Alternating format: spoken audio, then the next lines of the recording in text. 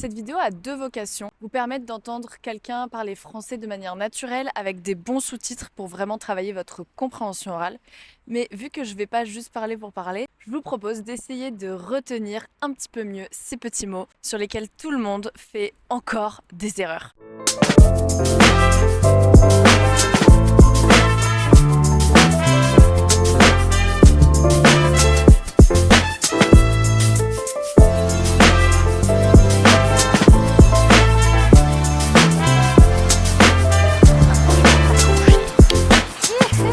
Bonjour et bienvenue dans cette troisième vidéo. Je suis très contente de vous accueillir aujourd'hui pour parler de beaucoup de choses. Je suis professeure de français, je fais principalement des cours de conversation et soyons honnêtes, même quand vous connaissez le mot, il y a certains mots que vraiment vous trompez à chaque fois quoi.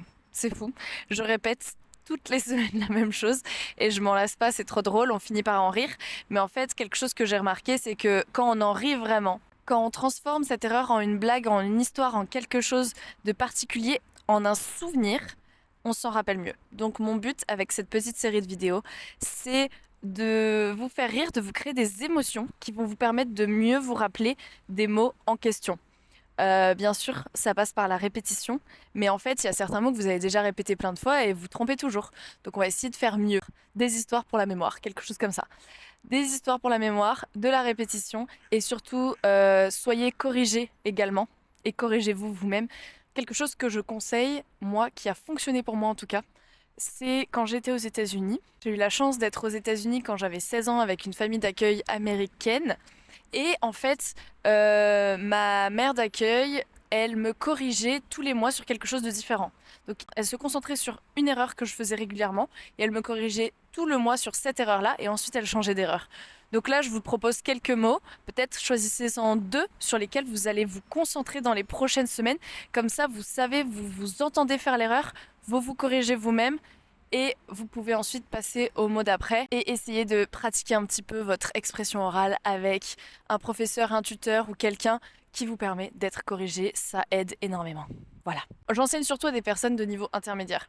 Donc voilà, cette vidéo est plutôt pour vous si vous êtes un ou une étudiante, un ou une apprenante intermédiaire de français. Donc vous n'êtes pas débutant, débutante. Voilà. Comme vous avez pu remarquer, je ne prépare pas à 100% mes vidéos, sinon après j'utilise pas le français naturel qui vous permet de travailler votre compréhension orale. Donc j'ai une liste de mots dont je vais vous parler, mais pour être honnête, j'ai réfléchi à certains trucs, mais je vais pas vous faire des classiques techniques, mémotechniques quoi, parce que c'est pas drôle et si ça marchait, ça aurait déjà marché pour vous finalement. Donc là, on va faire des trucs un peu plus originaux si on y arrive. Et le premier mot que j'ai déjà corrigé plein de fois depuis le début de l'année. On va d'abord vérifier si vous connaissez et qu'est-ce qui vous vient naturellement. Je vais vous dire une phrase en anglais, vous essayez de la traduire vraiment très rapidement sans réfléchir, ok? The balance between both is hard to find. The balance between both is hard to find. So, comment tu dirais ça? Si tu as dit ah la balance entre les deux est difficile à trouver, c'est faux. C'est pas du tout grave. C'est pas du tout grave, c'est vraiment l'erreur que tout le monde fait. C'est pour ça que je fais cette vidéo. Mais stop, on arrête de dire la balance pour dire l'équilibre. Le mot c'est l'équilibre, c'est un mot masculin. On écrit L' puisqu'il y a une voyelle ensuite.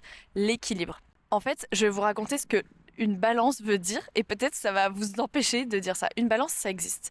Ça veut dire plein de choses. L'utilisation la plus courante, la plus littérale, c'est l'objet pour peser quelque chose, to weigh something.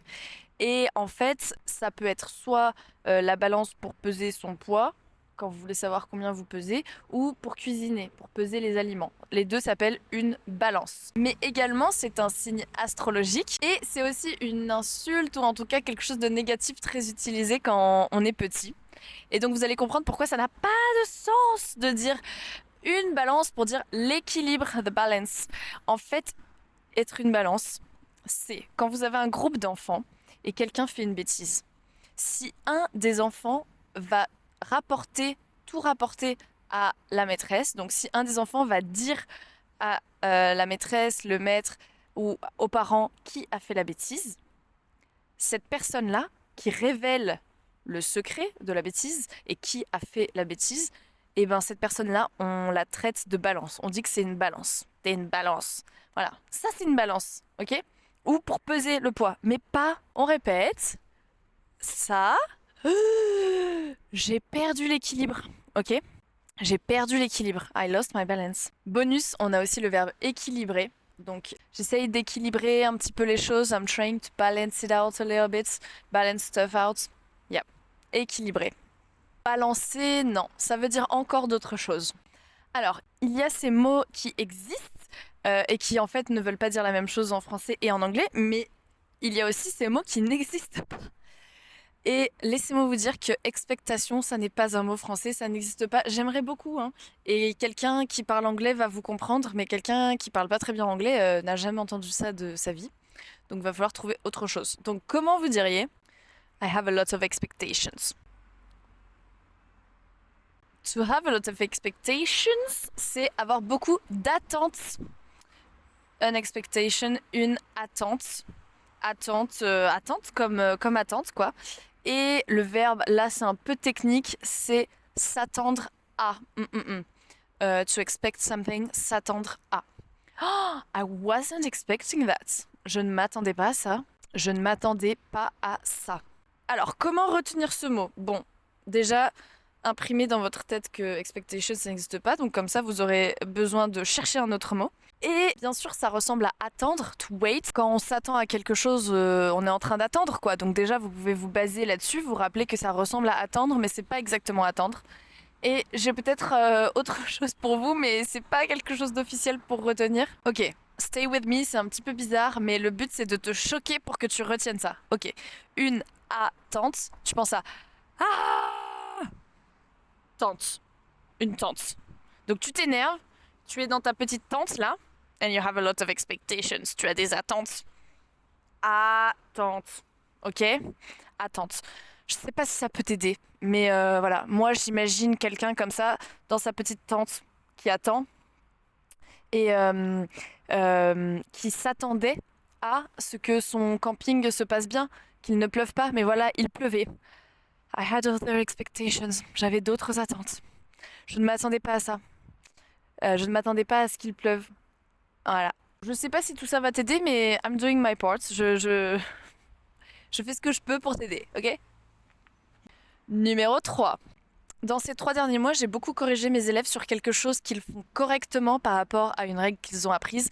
Mais malheureusement, en français, il y a des exceptions. Parlons-en. Vous savez qu'on ne prononce pas plein de lettres qu'il y a à la fin des mots, notamment S, T, D, E. Souvent, je dis STDs, STDs. Maybe you can remember like that. Je sais pas si c'est une manière très officielle, mais voilà. En général, on ne prononce pas le S, le T, le D, le E à la fin des mots. En français.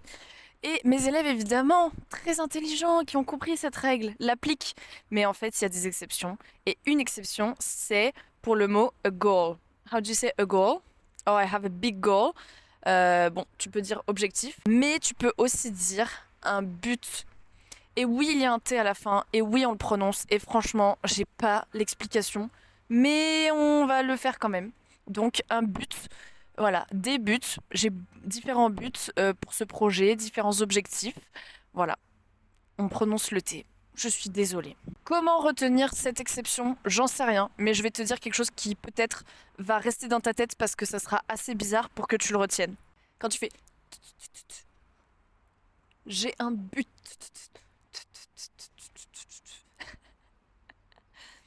Voilà. Je veux que la prochaine fois que tu veux dire oh, I have a big goal, j'ai un grand but dans la vie, c'est j'ai un grand but. Comme tu vois, ouh, attention, j'ai un but quoi. Bon, peut-être qu'on se dit souvent objectif et tu peux dire objectif sinon. Mais voilà, parfois, that's not the point, c'est pas le but. C'est souvent utilisé comme phrase par exemple. Donc, voilà. Un autre mot qui ne respecte pas la règle et que vous utilisez extrêmement souvent, surtout quand vous apprenez le français, c'est le mot sens. Le sens de quelque chose. Qui veut aussi dire la signification de quelque chose. The meaning, maybe, in English. Et aussi the direction of something, le sens. Ça veut dire beaucoup de choses. Et on prononce le S, mais pourquoi? Je sais pas. Vraiment, faut pas essayer de tout comprendre. Mais si ça peut vous aider, j'ai une élève, quand je lui ai dit ça, elle m'a dit: Oh, bonjour exception. Donc je propose un mouvement mondial pour toutes les personnes qui apprennent le français et qui en ont un petit peu marre des exceptions. Essayons de les accepter, les pauvres, elles se sentent rejetées. Donc quand vous entendez qu'il y a une exception, vous dites: Oh, bonjour exception. Et si c'est l'exception d'une exception, vous pouvez dire: Oh, bonjour exception de l'exception. Bon allez, courage. Je sais que c'est difficile le français, mais franchement, ça c'est une erreur que c'est pas très grave, les gens vont comprendre si vous dites bu ou sang avec le contexte. Mais voilà, sachez qu'on dit but et sens. Pour terminer, j'ai trois expressions, trois phrases idiomatiques que vous traduisez toujours littéralement de l'anglais, ce qui est extrêmement naturel. Il faut essayer, ça fonctionne, on vous comprend.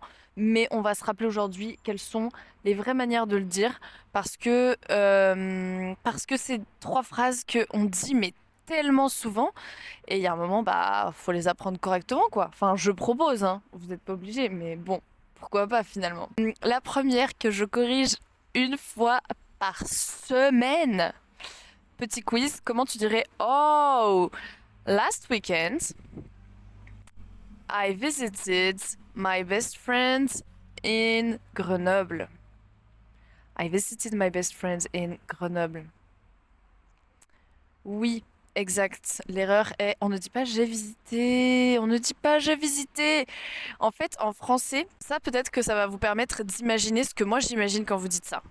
Visiter pour nous, c'est visiter un endroit. Je regarde, je prends des photos, etc. Donc quand vous me dites I visited my best friend, j'ai visité ma meilleure amie, mon meilleur ami, moi j'imagine quelqu'un qui rentre dans le corps de quelqu'un et qui va explorer les parties du corps à l'intérieur, d'accord? Donc ça n'est pas ce que vous essayez de dire. Vous essayez de dire que vous êtes allé voir votre ami, vous lui avez rendu visite. Une manière de dire c'est rendre visite, mais pour être très réaliste, rendre visite c'est quand on va voir quelqu'un qui est loin ou qui est en maison de retraite, j'ai l'impression. Enfin c'est pas le plus utilisé, mais ça fonctionne parfaitement. N'hésitez pas, ça ressemble. J'ai rendu visite à. Voilà, ça fonctionne. Sinon, on dit très naturellement je suis allée voir ou j'ai vu.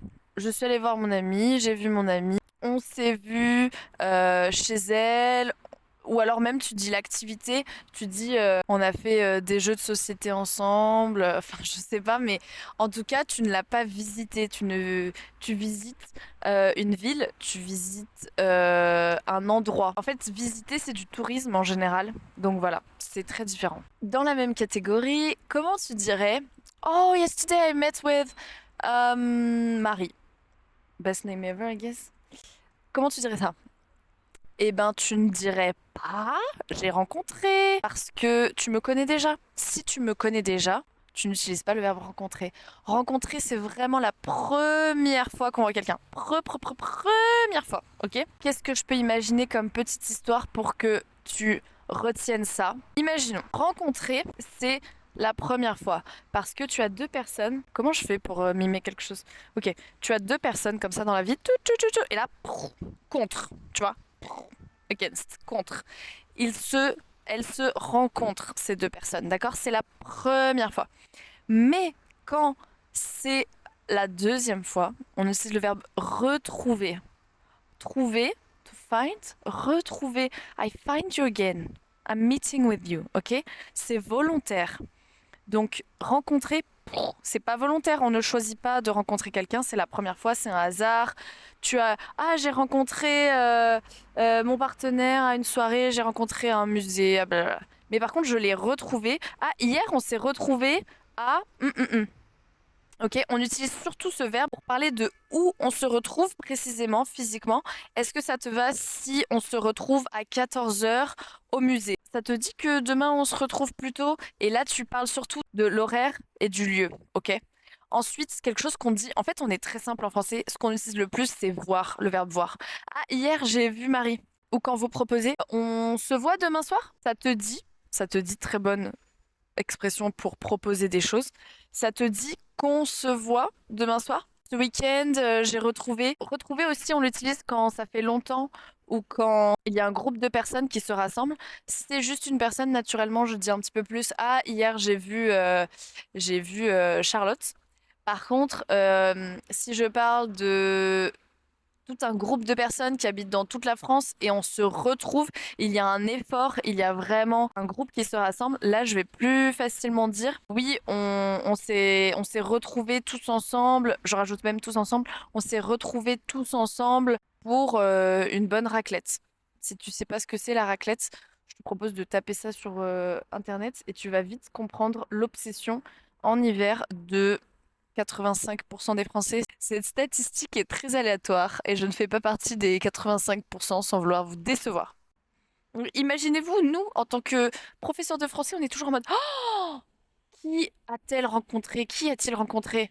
Parce que quand vous commencez votre phrase par oui, ce week-end, j'ai rencontré. Moi, j'imagine oh, they met the love of their life, you know, first time ever. Et en fait, non, c'est pas ça. Rencontrer, on imagine que c'est la première fois. Et en fait, c'est jamais la première fois. Puisque, bon, on rencontre pas des gens tout le temps non plus. Donc voilà. Par respect pour vos professeurs de français, arrêtez d'utiliser le verbe rencontrer quand vous avez juste retrouvé vos amis, vous avez vu vos amis. C'était simple, c'est très beau, c'est très bien. C'est important, les relations humaines. Mais ça n'est pas aussi excitant pour nous. Ok. J'ai oublié le dernier mot que je voulais vous dire. C'est bon, j'ai trouvé. Petit quiz, j'ai enlevé mon écharpe parce que it's not so cold today. Comment vous dites ça en français? Si tu as commencé par c'est ou ce n'est, c'est très simple. La météo et le temps en français, tu peux rien traduire littéralement de l'anglais. Donc va falloir que tu réapprennes des mots parce que ça marche pas. C'est. Non, non, non, non, non. Ok?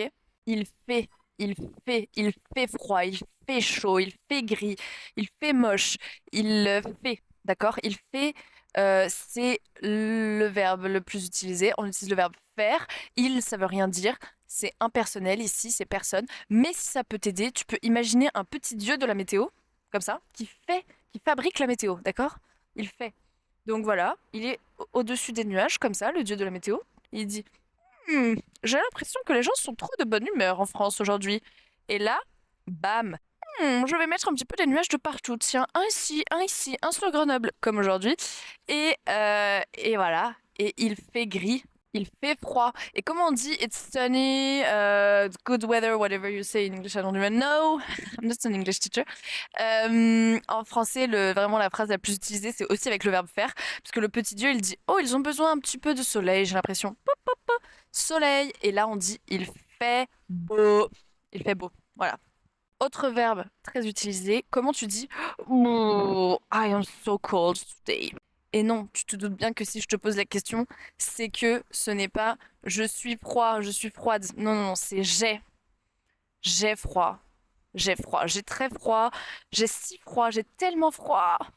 Il y a beaucoup de synonymes familiers, mais voilà, de manière générale, c'est j'ai le froid en moi, tu vois. I own, I have it in me, I own the weather, not the weather, the cold. Pareil pour j'ai chaud. Et vu que c'est pas je suis, chaud et froid, on va le laisser comme ça, même si tu es une femme, même si tu accordes au féminin en temps normal, ça va pas être chaude ou froide, ça va être chaud et froid. J'ai chaud, j'ai froid.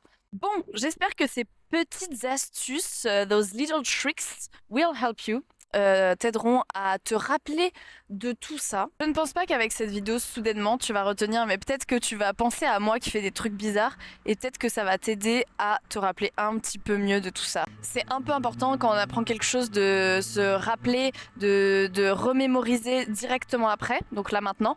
Demain matin, je te conseille, pendant ton petit déjeuner, tu te dis c'était quoi déjà les 6 mots, les expressions que Marie elle a dit? Il y en a 6.